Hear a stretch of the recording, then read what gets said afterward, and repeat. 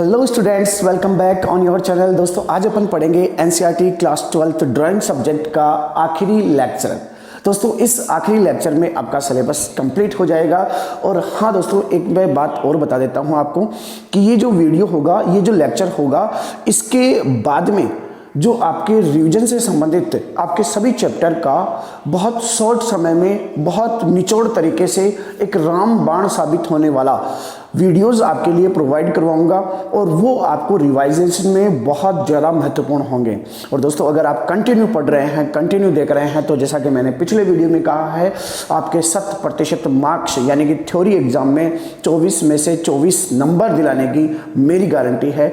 कोई भी तुम्हारे आधा या एक नंबर काटने की हिमाकत नहीं कर पाएगा दोस्तों। चलो दोस्तों, एक चीज़ और मैं बता देता हूं, अगर आप कंटिन्यू पढ़ रहे हैं, अगर आप रेगुलर पढ़ रहे हैं, तो दोस्तों मैंने आपका सिलेबस करवाया है और इस सिलेबस का ये आखिरी लेक्चर है। आई थिंक काफ़ी हेल्पफुल भी रहा होगा आपके लिए ये सब वीडियोस मेरा डालना। तो दोस्तों आज मैं आपसे कुछ रिक्वेस्ट करने वाला हूं और वो रिक्वेस्ट करूंगा मैं इस लेक्चर के एंड में। तो दोस्तों आखिर तक वीडियो देखें और उस रिक्वेस्ट को, अच्छा रिक्वेस्ट कुछ बड़ी नहीं होगी, बिल्कुल छोटी सी होगी, यानी कि आप ऐसे नहीं कह सकते कि सर हम ये नहीं कर सकते, आप उसे ज़रूर पूरी कर पाओगे। और लास्ट में वो रिक्वेस्ट ज़रूर सुने और वो करने की पूरी कोशिश करें।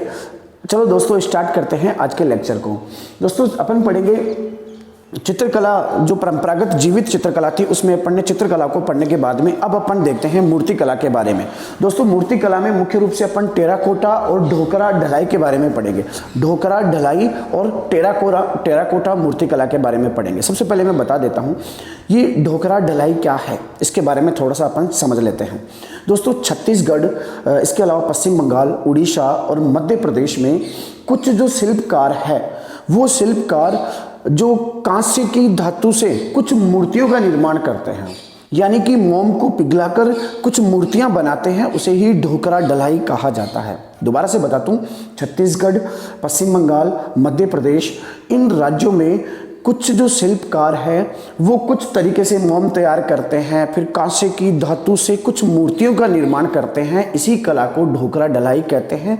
बस्तर जिले में जो ढोकरा ढलाई का काम करने वाले कार्य होते हैं, यानी कि जो इन मूर्तियों का निर्माण करने वाले होते हैं, उन शिल्पकारों को क्या कहा जाता है दोस्तों? उन शिल्पकारों को कहा जाता है गढ़वा। क्या कहा जाता है? गढ़वा।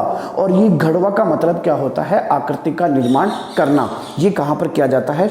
कहाँ पे कहा जाता है? बस्तर जिले में कहा जाता है। और किसको कहा जाता है? ढोकरा ढलाई करने वाले शिल्पकारों को गढ़वा कहा जाता है। अच्छा, अब डिस्कस करते हैं कि ये किस तरीके से ये आकृतियाँ बनाई जाती हैं। ढोकरा ढलाई में किस प्रकार से ये मूर्तियां बनाई जाती है। सबसे पहले मैं बता दूं मूर्ति किसकी बनाते हैं, तो दोस्तों जो देवी देवता है उनकी मूर्तियां बनाई जाती है। साथ ही सांप, घोड़ा, हाथी, बिल्ली, कुत्ता, कई प्रकार की मूर्तियों का निर्माण करते हैं। और धातु की मूर्तियां होती है और धातु में मुख्य रूप से कांस्य की मूर्तियां होती हैं। अच्छा, ये किस प्रकार से तैयार करते हैं आपको पूरे फोकस के साथ सुनना होगा, तब आप इसको समझ पाओगे। बहुत ही टफ मैटर है। सबसे पहले दोस्तों ये क्या करते हैं, नदी के किनारे जाकर काली मिट्टी लेके आते हैं और उस काली मिट्टी को गीला करके आटे के समान उसमें चावल का भूसा मिलाते हैं, यानी कि चावल का जो चारा होता है, अवशेष होता है, भूसा होता है, वो उसमें मिलाते हैं और आटे की तरह दोनों को गोंद देते हैं। समझ गए? यानी कि नदी की काली मिट्टी और चावल के भूसे को पानी के साथ करके उसे आटे की तरह गोंद देते हैं। क्लियर है? अब उस गोंदी हुई मिट्टी से कुछ आकृति बनाते हैं ये लोग। जिस चीज़ की इनको प्रतिमा बनानी है वैसी प्रतिमा उससे बना लेते हैं। जैसे कि मान लीजिए इन्हें हाथी की प्रतिमा बनानी है, घोड़े की प्रतिमा बनानी है, तो उस मिट्टी से ये घोड़ा, हाथी ऐसा कुछ बना लेते हैं। क्लियर है? ऐसा करने के बाद में इसे सूखने देते हैं, धूप में छोड़ देते हैं। जब ये सूखकर तैयार हो जाता है तो इसके ऊपर दूसरी फिनिशिंग के लिए चिकनी मिट्टी का लेप कर देते हैं। जब चिकनी मिट्टी का लेप किया जाता है, चिकनी मिट्टी का लेप करके फिर वापस सूखने के लिए छोड़ देते हैं। जब वो सूख जाती है तो रेजमाल जानते होंगे आप लोग, उस रेजमाल से घिस कर क्या करते हैं, इसे फिनिशिंग कर देते हैं। इसको बिल्कुल फिनिश कर देते हैं, बिल्कुल साफ कर देते हैं, आकृति चमकने लग जाती है। क्लियर है? ऐसा करने के बाद में फिर ये क्या करते हैं, मोम तैयार करते हैं। मोम कैसे तैयार करते हैं? जो साल वृक्ष होता है इन राज्यों में, जो वृक्ष साल वृक्ष होता है, उस साल वृक्ष से ये चिपचिपा पदार्थ निकालते हैं। फिर उस चिपचिपा पदार्थ को क्या करते हैं, गर्म करते हैं पानी के साथ। थोड़ा पानी और थोड़ा वो पदार्थ यानी कि गोंद जिसे अपन बोल सकते हैं, जो साल वृक्ष का गोंद होता है, वो दोनों को गर्म करते हैं। जब दोनों को गर्म करते हैं तो वो जो साल का जो पदार्थ था वो तरलीय अवस्था में आ जाता है। तरलीय अवस्था में आने के बाद में उसे कपड़े से छान लेते हैं। जब उस गोंद को कपड़े से छानते हैं तो उसमें थोड़ा सा सरसों का तेल भी मिला देते हैं। सरसों का तेल मिलाने के बाद में फिर वो वापस जब ठंडा होने लगता है तो धीरे थोड़ी आंच में उसको वापस थोड़ा सा गर्म करते हैं तो वो चिपचिपा सा हो जाता है। चिपचिपा होने के बाद में दोस्तों इनके पास में एक ऐसा सांचा होता है, जैसे एक सांचा है और इस सांचे में जैसे अपने आटे को छानने वाली वो आती है, जिसे क्या बोलते हैं, चाशनी, छाननी क्या बोलते हैं, तो उस तरीके से उसमें छिद्र होते हैं। ऐसा सांचा बना हुआ होता है जिसमें छोटे छोटे छिद्र होते हैं। इसके ऊपर उस पदार्थ को जो तैयार किया इन्होंने, चिपचिपा पदार्थ, उसके ऊपर डाल देते हैं। फिर ऊपर से फ्रेशर लगाया जाता है। तो आपको पता है ऊपर से फ्रेशर लगाएगा, जैसे नमकीन निकलती, नमकीन बनती है तो नीचे से क्या होंगे, रेसा नुमा उसके उस छिद्रों से नीचे आ जाएंगे। जब ये रेसा नुमा आएंगे तो इनको थोड़ा सा ये क्या करेंगे, हल्का सुखाएंगे और फिर ये क्या होंगे, बिल्कुल मुलायम होंगे, मोम की तरह तैयार हो जाएंगे ये धागे। यानी कुल मिलाकर मोम के रेसे ये इस प्रकार से तैयार कर लेते हैं। दोबारा से बताता हूँ मोम कैसे तैयार करते हैं। साल वृक्ष से गोंद लाते हैं, गोंद को थोड़ा गर्म करते हैं। गर्म करने पर जब वो तरलीय अवस्था में आ जाता है तो उसे छान कर, कपड़े की सहायता से छान कर उसमें सरसों का तेल मिला देते हैं। फिर थोड़ा ठंडा होने पर उसे सांचे से रेशे के रूप में प्राप्त कर लेते हैं। जब रेशे के रूप में प्राप्त करते हैं तो वो एक इनके पास में मोम का बना बनाया रेशा तैयार हो जाता है। अच्छा चलो अब आगे बढ़ते हैं। जब इन्होंने वो गोबर की मिट्टी, वो जो नदी की मिट्टी, चावल, फिर गोबर का लेप, फिर चिकनी मिट्टी का लेप करके जो आकृति तैयार की थी ना इन्होंने, जो भी घोड़े की, हाथी की जो भी आकृति इन्होंने तैयार की थी, उस आकृति के ऊपर इन रेशों को लपेट देते हैं। यानी कि पूरी आकृति को बंद कर देते हैं इस मोम के रेशों से लपेट कर। क्लियर है? जैसे ही ये रेशों को लपेट कर उस मोम से उस आकृति को पूरा कवर कर देते हैं, उसके बाद में फिर इसके ऊपर वापस से ये लोग क्या करते हैं, गोबर का लेप करते हैं।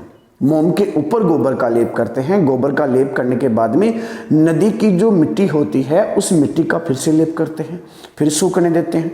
फिर सूखने के बाद में चिट्टियों के बिल से जो मिट्टी प्राप्त होती है उस मिट्टी का फिर से लेप करते हैं और फिर सूखने देते हैं। जब ये सूख कर तैयार हो जाता है, अब दोस्तों ये कैसी आकृति बनी, सबसे पहले इसमें क्या था, नदी का जो मिट्टी थी वो और गोबर दोनों मिक्स थे और चावल मिक्स था। फिर इसके चावल का भूसा मिक्स था। फिर उससे इन्होंने आकृति बनाई, फिर आकृति बनाकर फिर उसे शेप में लाकर कंप्लीट फिनिशिंग करके उसके ऊपर मोम की परत चढ़ा दी। मोम के बाद में फिर से गोबर की परत चढ़ा दी, फिर वापस ये मिट्टी की परत और फिर लास्ट में चिट्टियों के जो बिल का जो मिट्टी होती है उसकी परत दोबारा से इन्होंने चढ़ा दी। यहां तक कंप्लीट। अब क्या करते हैं, उस जो आकृति बनी हुई है उस आकृति के ऊपर एक प्याली लगा देते हैं, यानी कि एक कटोरी लगा देते हैं और कटोरी में कांसा डाल देते हैं, धातुएं डाल देते हैं, रद्दी धातुएं डाल देते हैं। क्लियर है? और उस कटोरी को क्या कर देते हैं, बंद कर देते हैं। ये सही है। फिर बंद करने के बाद में क्या होता है, आग जलाते हैं। आग जलाकर कोयला वगैरह डाल देते हैं और लकड़ी वगैरह, साल की लकड़ी डाल देते हैं। फिर क्या करते हैं, उस मूर्ति को, यानी कि जो धातु डाली हुई है वो तो रखेंगे हिस्सा नीचे और जो प्रतिमा, जो आकृति है वो रखेंगे ऊपर। यानी कि दोनों को अटैच किया हुआ है, जोड़ा हुआ है और दोनों को इस तरीके से वहां पर रख देते हैं।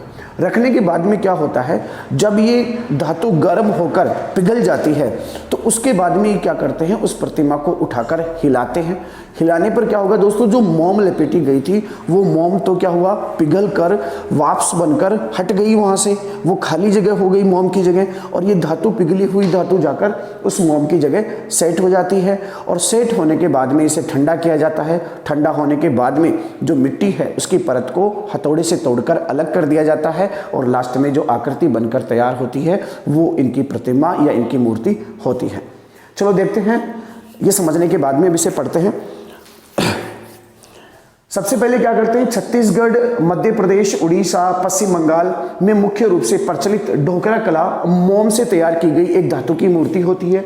बस्तर जिले में धातु शिल्पकार जो होते हैं वो उनको घड़वा कहा जाता है। घड़वे का अर्थ होता है आकृति का निर्माण करना।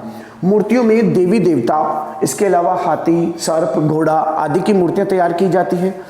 प्रक्रिया देखते हैं। सर्वप्रथम नदी की मिट्टी चावल के भूसे को एक जगह इकट्ठा करके गोंदा जाता है। गोंदने के बाद फिर से साचा बनाकर इन्हें इसकी आकृति बनाकर गोंदने के बाद इसकी आकृति बनाकर इसे सूखने के लिए छोड़ दिया जाता है। जब ये सूख कर तैयार हो जाता है तो सूखने के बाद में क्या किया जाता है, गोबर का लेप करके और चिकनी मिट्टी लगाकर इसे फिनिशिंग की जाती है रेजमाल के द्वारा। फिर ये तैयार होने के बाद में मोम तैयार करते हैं। साल के वृक्ष से एक चिपचिपा पदार्थ निकालकर उसे गर्म करते हैं। तरली अवस्था में आने पर कपड़े से छानकर उसमें सरसों का तेल मिलाया जाता है। वापस ठंडा होने पर थोड़ा गर्म करके फिर उसे सांचे यानी कि धागे का रूप दिया जाता है। अब जो अपनी आकृति तैयार थी उस आकृति के ऊपर इन धागों को लपेटा जाता है। यह काम पूरा होने पर अब इस मोम के ऊपर पहले मिट्टी की परत, फिर गोबर की परत और आखिर में चटियों के बिल की परत चढ़ा दी जाती है। फिर वापस सूखने दिया जाता है। सूखने के बाद में इस जो आकृति बनी हुई है जिसमें मोम भी है, मिट्टी भी है, चावल का भूसा भी है, सब कुछ है, इसके ऊपर एक कटोरी लगा दी जाती है और उसमें धातुएं भर दी जाती है। धातु भरने के बाद धातु वाला हिस्सा आग में नीचे की तरफ यानी कि आग के पास में और मिट्टी वाला हिस्सा आग से ऊपर रखा जाता है। जब गर्म किया जाता है, गर्म करने पर जब ये धातु पिघल जाती है तो इन्हें शीघ्रता से इस प्रकार से संडासे की सहायता से हिलाया जाता है। हिलाने पर क्या होती है, पिघली हुई धातु जो है वो मोम की जगह आ जाती है और मोम क्या होती है दोस्तों, पिघल कर वाष्प का रूप लेके वहां से हट जाती है और उसकी जगह धातु आ जाती है। धातु आने के बाद में क्या होता है दोस्तों, इस आकृति को ठंडा किया जाता है। ठंडा होने पर जहां पे मोम थी वहां पे धातु आ गई। अब इस ऊपर जो मिट्टी है उसको हथौड़ी की सहायता से तोड़कर अलग कर दिया जाता है और अलग करने पर आपके पास में धातु की प्रतिमा तैयार होकर आपके पास में आ जाती है। तो इस तरीके से ढोकरा डलाई जो प्रक्रिया है, जो मूर्ति कला की प्रक्रिया है, वो इस तरीके से तैयार की जाती है। अब अपन देखते हैं टेराकोटा जो मूर्ति कला है उसके बारे में। मूर्तिकला पढ़ने के बाद में अब अपन पढ़ते हैं टेराकोटा मूर्तिकला के बारे में। बिल्कुल छोटी सी है, थोड़ी सी है और बिल्कुल सीधी सी मूर्तिकला है। इसमें दोस्तों क्या करते हैं, जो मिट्टी होती है उसे गीली करके एक आकृति का रूप दिया जाता है। आकृति का रूप देकर फिर इसे पकाया जाता है, ठीक वैसे ही जैसे ईंट तैयार की जाती है। तो आकृति का रूप देकर पकाने के बाद में जो सांचा तैयार हो जाता है वो पककर तैयार हो जाता है। काफ़ी समय तक वो चलता है, यानी कि जल्दी से वो टूटता नहीं है क्योंकि पकी हुई मिट्टी होती है। फिर आकृति जब पककर तैयार हो जाती है तो उस पर कुछ कलर यानी कि रंग से भी उसे रंगा भी जाता है, यानी कि उसे अलग अलग कलरफुल बना दिया जाता है। जिस तरीके से उसकी वेशभूषा के अनुसार या फिर उसकी शक्ल या सूरत के अनुसार उसे रंग दिया जाता है। अधिकतर भारत में कुम्हार जाति के लोग इस प्रकार का काम करते हैं और कुम्हार जो लोग होते हैं वो अपनी चाक से या फिर हाथ से इस मिट्टी को एक रूप देते हैं। दोस्तों वैसे ये जो मूर्ति कला है वो किसी खास क्षेत्र की नहीं है। समूचे भारत में हर जगह पर लगभग टेराकोटा प्रकार की मूर्तियां तैयार की जाती है। चाहे अपन जम्मू कश्मीर की बात करें, तमिलनाडु की बात करें, राजस्थान, गुजरात, मध्य प्रदेश, चाहे आसाम की बात करें, यानी कि पूरे भारत में इस प्रकार की जो मूर्ति कला है वो प्रचलन में है। हर जगह अपने अपने हिसाब से लोग अलग अलग प्रकार की मूर्तियों का निर्माण करते हैं, लेकिन उनकी लगभग झलक जो है एक जैसी दिखाई देती है। मुख्य रूप से किसकी मूर्तियां बनाई जाती है, जो स्थानीय लोक देवी देवता होते हैं उनकी मूर्तियां बनाई जाती हैं। इसके अलावा मुख्य रूप से गणेश, दुर्गा या फिर जानवर, पशु, पक्षी, कई प्रकार की ये मूर्तियों का निर्माण करते हैं। तो ये थी दोस्तों अपनी टेराकोटा मूर्ति कला, जो बिल्कुल सीधी सी है, मिट्टी से तैयार की जाती है, इसमें किसी धातु का प्रयोग नहीं किया जाता। तो दोस्तों ये हुआ आपका सिलेबस कंप्लीट और ये हुआ आपका चैप्टर कंप्लीट। अपन ने पढ़ा दो मूर्ति कला के बारे में, एक थी टेराकोटा और एक थी ढोकरा डलाई। अब दोस्तों बारी है जो लास्ट में मेरे को बताना था, वो ये चीज़ है दोस्तों कि आज तक मैंने आपका सिलेबस कंप्लीट करवाया है। मैंने आपसे कोई रिक्वायरमेंट नहीं रखी, बस जो मैंने पिछले वीडियो में आपको बताया था ठीक वैसी ही रिक्वायरमेंट अब रखने वाला हूँ। अगर आप पूरी शिद्दत के साथ मेरे से पढ़े हो और एज ए टीचर मुझे पसंद करते हो तो प्लीज़ इस वीडियो का जो लिंक है वो आपने स्टूडेंट्स के साथ, अपने फ्रेंड्स के साथ और अपनी व्हाट्सएप स्टेटस या फिर इंस्टाग्राम स्टेटस या फिर जो होता है आपका फेसबुक स्टेटस, वहाँ पर इसका लिंक ज़रूर शेयर करें और अपने दोस्तों को बताएं कि यहाँ से आप स्टडी कर सकते हैं ड्राइंग की। और दूसरा एक बात और बता देता हूँ कि अब जो है आपके लिए, जैसा मैंने स्टार्टिंग में कहा था कि अब आपके लिए मैं रिवीजन क्लासेज होगी और वो आपके लिए रामबाण साबित होंगे। आप उनको देखना ना भूलें और पढ़ाई को कंटिन्यू रखें। इसके साथ में एक चीज़ और बता देता हूं दोस्तों कि मैं आपको कॉलेज यानी कि राजस्थान यूनिवर्सिटी और ब्रज यूनिवर्सिटी, इसके अलावा मत्स्य यूनिवर्सिटी के जो ज्योग्राफी विषय है, इन विषयों के जो BA first year, second year या जो लास्ट ईयर है, इन विषयों के जो ज्योग्राफी विषय है ज्योग्राफी विषय का अध्ययन मैं करवाने वाला हूं और यूट्यूब पर जल्द ही वो भी अपलोड होने वाले हैं। और आप जो ग्रेजुएशन करने वाले जो बच्चे हैं उनको भी ये चीज़ बता सकते हैं, उनको भी आप शेयर कर सकते हैं। और जो आगे आने वाले जो ग्रेजुएशन ज्योग्राफी के जो वीडियोस होंगे उनके लिंक भी आप उनको शेयर कर सकते हैं। तो दोस्तों खुश रहिए, मस्त रहिए, हंसते रहिए, पढ़ते रहिए, खेलते रहिए और हमेशा सीखते रहिए और दूसरों को भी सिखाते रहिए। मस्त रहिए। Thank you so much.